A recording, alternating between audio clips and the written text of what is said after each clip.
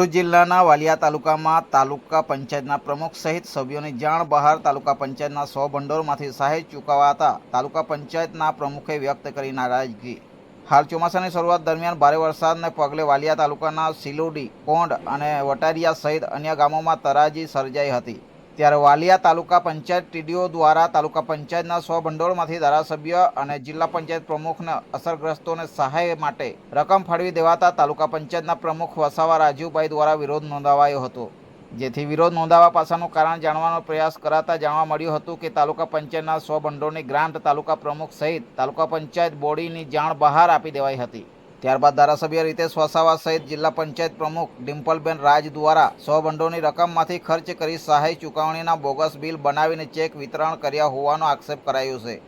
મીડિયાના માધ્યમથી લોકોને જણાવું છું કે ધારાસભ્યશ્રી અને જિલ્લા પંચાયતના પ્રમુખ વાલિયા તાલુકામાં આવી સિલુડી, કોંડ અને વટારિયા ગામે જઈને જે ચેકનું વિતરણ કરેલું છે એ ચેકનું વિતરણ હાવ બોગસ છે। કારણ કે એ તાલુકા પંચાયતની સભંડોળની રકમ છે અને એવી અમારે તાલુકા પંચાયતમાં અમને પણ કોઈ પણ જાતની જાણ કર્યા વગર તાલુકા પંચાયતના તાલુકા વિકાસ અધિકારીએ આ ચેકોનું વિતરણ ધારાસભ્ય અને પ્રમુખ જિલ્લા પંચાયતના હસ્તે કરાવેલ અને ચેકો પરત લાભાર્થી પાસેથી લઈ હોય તો આ સસ્તી પ્રસિદ્ધિ મેળવવા માટે આ કાર્ય કરેલ હોવાનું ફલિત થાય છે।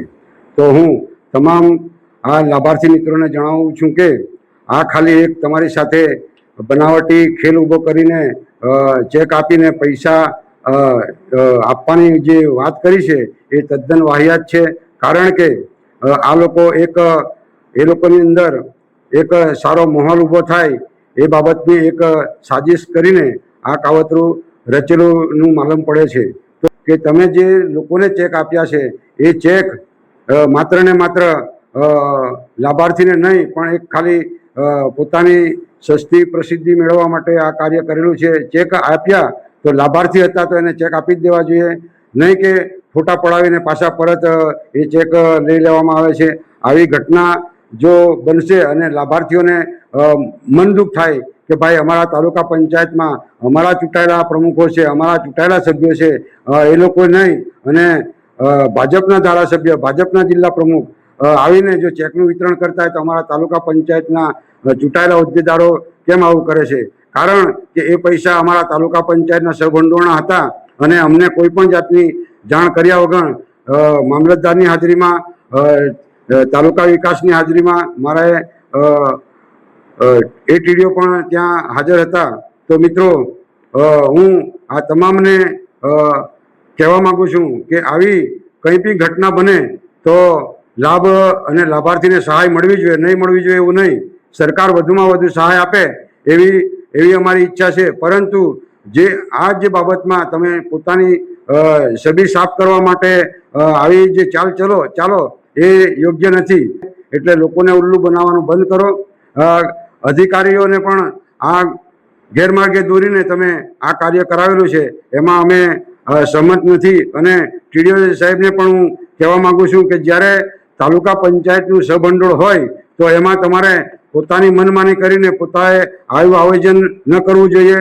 તાલુકાના ચૂંટાયેલા પદાધિકારીઓ છે એમને પણ વાકેફ કરવું જોઈએ। એમને વાકેફ ન કરવાનું કારણ પણ તમારે આપવું પડશે, એનો ખુલાસો પણ તમારે કરવું પડશે।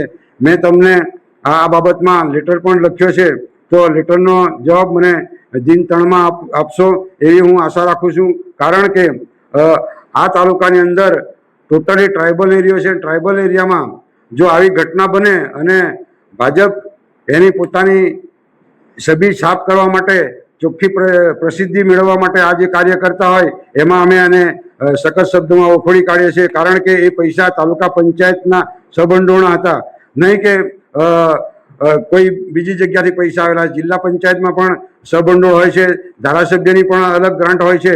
તો એ ગ્રાન્ટ પણ તમે સિલુડી ગામમાં 5 લાખની જે જાહેરાત કરી છે તો એનું આયોજન કેવી રીતના થાય છે એ લોકો જાણે છે, તલાટી જાણે છે, સરપંચ જાણે છે। એટલે એ લોકો જે પ્રોસિજર કરશે અને પછી જ તમારા પૈસા જે તે ગામમાં જે તે કામમાં એનું એ કરશે। માટે તમે જે જાહેરાત કરી એ બરોબર છે, પણ લોકોને ઉલ્લુ બનાવવાનું બંધ કરો। કેમ કે સાથે મળીને કામ કરશું તો એ કામ કરવામાં મજા આવશે. અમારા ચૂંટાયેલા અમને લોકોએ ચૂંટીને મોકલેલા છે, ચૂંટીને બેસાડેલા છે, નહીં કે કોઈના અમારા પોતાના ઘરેથી અમે ડાયરેક્ટ આવીને બેઠા છીએ. તો આવી ઘણી બધી બાબતો ગયા વર્ષોમાં પણ આવી ઘટનાઓ બની છે અને જે કામોના જે વિકાસના કામો જે રહી ગયા છે એ કામો જાણીબૂજીને આ તમારા કાર્યકર્તાએ કર્યું છે. વચમાં પણ મેં એક લેટર લખ્યો છે, 25 ગામોમાં કામો ફળવાયા છે અને 33 ગામોમાં કામો ફળવાયા નથી. તો શા માટે તમે નથી એમાં ધ્યાન આપતા? જ્યારે ટ્રાઇબલ એરિયામાં નાની મોટી ફરિયાદો પણ થાય છે ત્યારે કેમ તમે કંઈ બોલતા નથી? કોઈ પણ માણસ હોય, ખોટી ફરિયાદ કહેવામાં તમને શું તકલીફ થાય છે એનો પણ તમારે ખુલાસો આપવો જોઈએ. તો તમે આદિવાસી તરીકે જે સહાય આપવા માટે તો એ યોગ્ય નહોતું અને એ જે સહભંડોળના પૈસા છે અને સહભંડોળના પૈસામાં કોઈ પણ પદાધિકારીને તાલુકા પંચાયતમાં જાણ કર્યા વગર આ કાર્ય કરેલું છે અને અમે સખત શબ્દોમાં વખોડી કાઢીએ છીએ. બસ અને તાલુકા વિકાસ અધિકારી આને વહેલી તકે અમને આનો ખુલાસો આપે એવી આશા રાખીએ છીએ. રિપોર્ટર શશિકાંત વસાવા, ઝઘડિયા, હર હંમેશ સત્યની સાથે.